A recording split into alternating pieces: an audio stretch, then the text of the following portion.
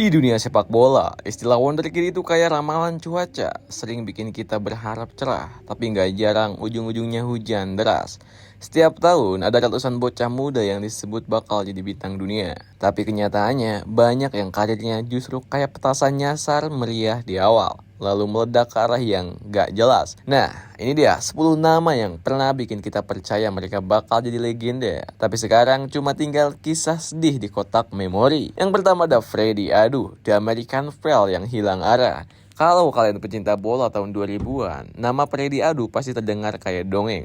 Umur 14 tahun udah jadi pemain pro, disponsorin Nike dan digadang-gadang sebagai Pharaoh dari Amerika. Adu jadi debutan termuda di sejarah MLS, masuk ke tim nasional Amerika Serikat usia 16 tahun, dan semua mata tertuju padanya. Tapi yang terjadi kemudian, karirnya mirip paspor keliling dunia, main bola lebih dari 14 klub di 9 negara, dari Portugal sampai Finlandia, tanpa satupun yang berhasil bikin dia bersinar.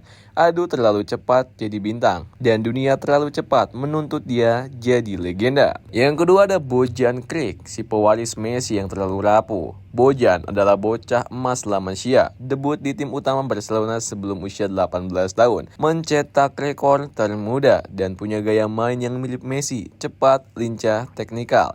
Tapi di balik itu semua, Bojan punya masalah anxiety yang berat, tekanan publik dan ekspektasi media menghancurkan kepercayaan dirinya. Dia sempat hijrah ke Roma, Milan, Stoke City, tapi tak pernah bisa mengulang performa mudanya. Dia pensiun di usia 32, bukan karena fisik, tapi karena mentalnya sudah lelah. Yang ketiga ada Rafael Morrison, talenta murni yang gagal jinak.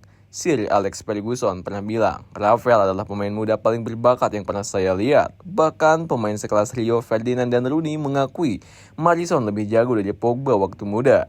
Tapi masalahnya bukan di kaki, tapi di kepala. Sikapnya di luar lapangan, masalah hukum dan ketidakdisiplinan membuat dia gagal total. Dia sempat main di West Ham, Lazio, Östersund, dan bahkan timnas Jamaika. Tapi satu hal yang gak pernah muncul, yaitu konsistensi. Yang keempat ada Hachim Mastor, raja YouTube yang gagal jadi nyata. Kalau kalian cari Mastor Skills di YouTube tahun 2015, kalian bakal lihat bocah 16 tahun yang kayak gabungan Ronaldinho, Neymar, dan Messi. AC Milan bahkan merekrutnya. Muda-muda dan Puma masih dikontrak besar sebelum debut profesional. Tapi Mastor terlalu viral sebelum waktunya. Dia lebih sering jadi seleb media sosial daripada pemain lapangan. Debut profesionalnya minim, statistiknya kosong, dan kini dia main di liga kecil Maroko. Dari calon raja ke pangeran konten TikTok. 5. Si Kerlon, raja seal dribble yang cepat habis. Masih ingat seal dribble? Ya, gerakan mengangkat bola di kepala sambil lari ngelewatin pemain lawan.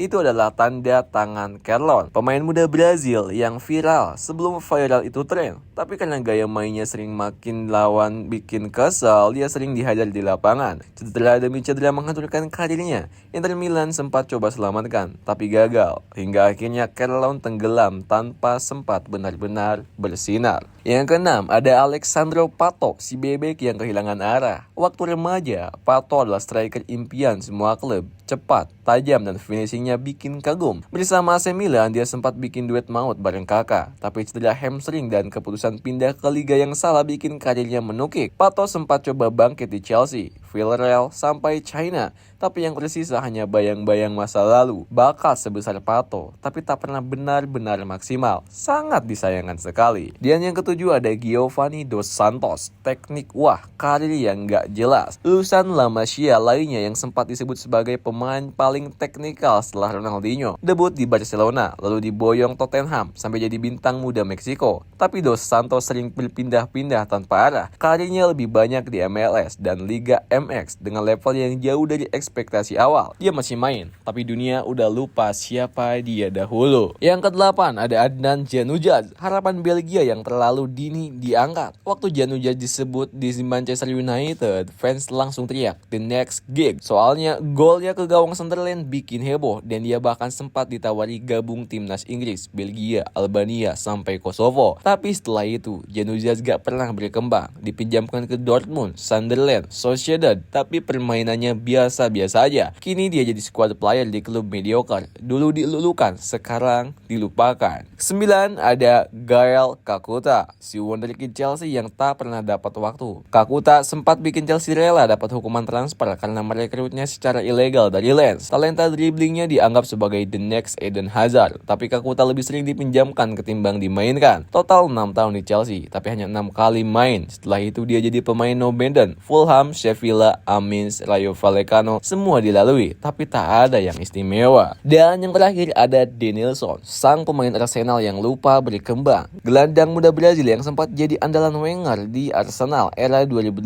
hingga 2011. Waktu itu dia disebut sebagai gabungan Gilberto Silva dan Cesc Fabregas, taktikal, tenang dan penuh potensi. Tapi Denilson gak pernah naik level, performanya stagnan, bahkan kadang jadi beban. Akhirnya dikembalikanlah ke Brazil, lalu menghilang dari peta sepak bola Eropa. Dia bukan flop besar, tapi contoh pemain yang nyaris jadi hebat, tapi gak pernah kesampaian. Kisah 10 wonderkid ini adalah pengingat keras, sepak bola bukan cuma soal bakat. Dunia profesional jauh lebih kejam dari highlight YouTube. Butuh mental, konsistensi, keputusan tepat, dan kadang nasib yang baik. Wonderkid memang keren buat dibahas, tapi sejarah membuktikan hanya sedikit dari mereka yang benar-benar jadi legenda. So, lain kali kalau kalian lihat pemain 16 tahun udah disebut the next Ronaldo, jangan langsung percaya 100%. Karena dari Fedi Adu sampai ke Milestone, kita udah sering belajar dari hype ke harapan, lalu berakhir jadi sebuah pelajaran. Kecuali si Lamine Yamal. Anjay. Gimana menurut kalian nih guys?